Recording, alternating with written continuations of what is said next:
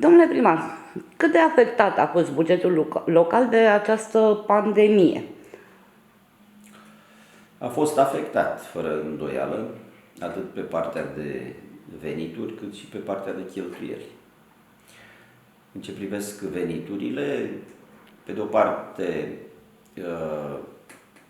relația cu publicul a fost mult diminuată, cu toate că noi am compensat prin modalitatea de încasare ghișeu.ro, adică plata online a impozitelor și taxelor, care este stabilită mai de mult, dar cu toate acestea am făcut chiar o evaluare, o diminuare de 10-15% a încasărilor pe partea de venituri și cheltuieli.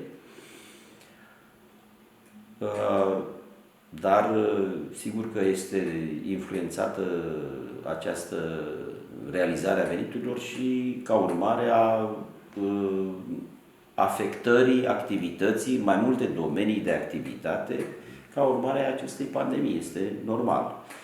Și mă gândesc la partea în zona a restaurantelor, alimentație publică, servicii și nu numai. Cu siguranță, partea de venituri a fost afectată. Dar asigură necesarul de funcționare? Până la urmă, bugetul, așa cum este el. La buget, da, nu spun că ne-a afectat în mod, dramatic partea de funcționare, nu. Dar, acum vorbind de partea de cheltuieli, pentru că a fost nevoie să aruncăm niște sume pentru dezinfectanți, materiale de protecție, atât în zonele publice, în instituții, în școli, suma ridicându-se la peste 4 miliarde de lei, iar este o diminuare a veniturilor. Cu banii ăștia puteam să facem alte lucruri, mai asfaltam o stradă, mai amenajam 2-3 locuri de joacă pentru copii și, multe altele. Deci, cu siguranță, această pandemie ne afectează bugetul, ca să nu mai spun că afectează mai mult decât bugetul, care asta cred că se răsfrânge și se simte mai puțin, dar ne afectează viața noastră de zi cu zi. Și stau și mă gândesc că acum, uitându-mă chiar la rata de contaminare, de incidență la nivel de roșiorii de vede, care este de 2,63 data pentru ziua de ieri și care este mult sub Alexandria, sub toate celelalte orașe, Târgu Măgurele, Zimnicea, Vitele. Deci în condițiile în care noi avem un spital super COVID aici. Aici voiam să ajung cu discuția, pentru că n-am cum să uit că în perioada în care spitalul a fost desemnat spital COVID, am fost brutal atacat pe Facebook de oameni care se și consideră oameni politici noi, cum că aș fi adus moartea în oraș. Și iată că nu se vede o legătură între existența unui spital COVID în roșiorii de vede și rata de incidență. Sigur, sperăm să fim în continuare cu o rată cât mai scăzută, dar nu există această legătură. Se pot asigura serviciile publice esențiale?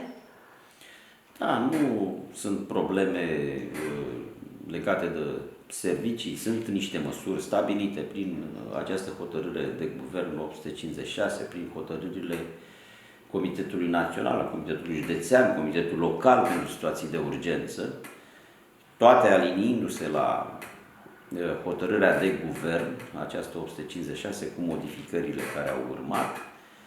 Noi suntem obligați să le respectăm.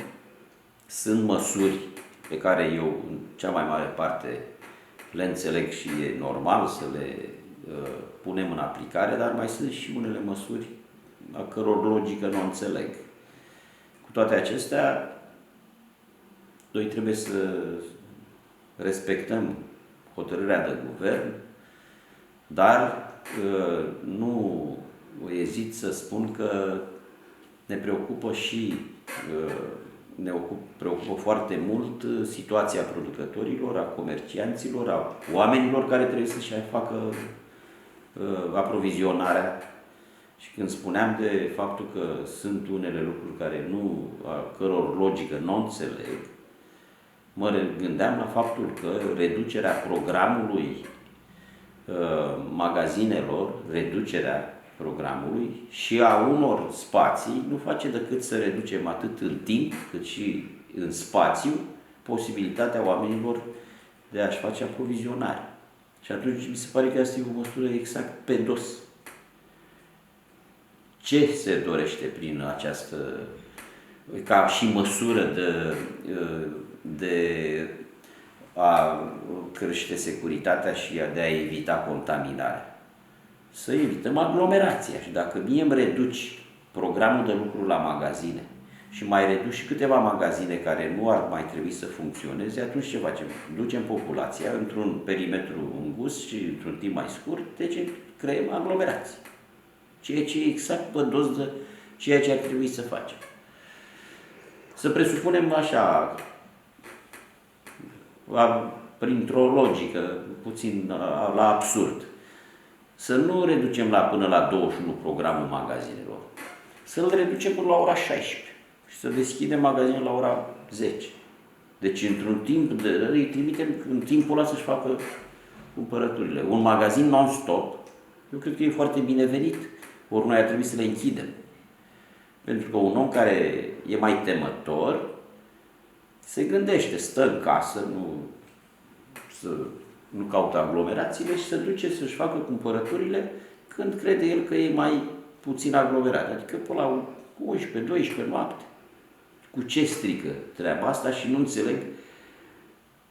înțeleg această măsură, nu-i găsesc explicații.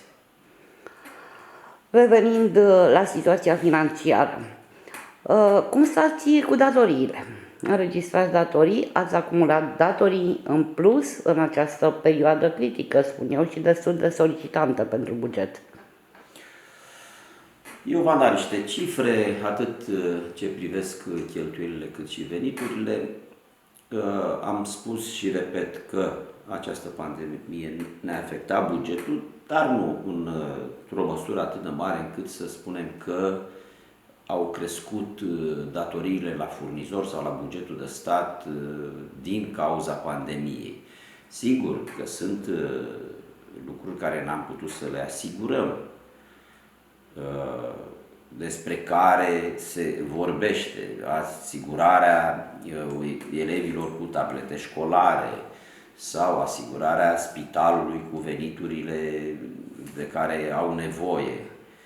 Lucruri care cred că trebuia să vină de la bugetul de stat. Ele sunt mult discutate, dar venituri pentru acoperirea acestor nevoi nu am primit. Deci cheltuielile, adică concret ca să vă răspund la întrebare, nu aș spune că din cauza pandemiei înregistrăm datorii, asta și pentru faptul că am ținut sub control atât partea de venituri și partea de cheltuieli. Adică face angajamente în limita surselor de venituri de care știi că dispui.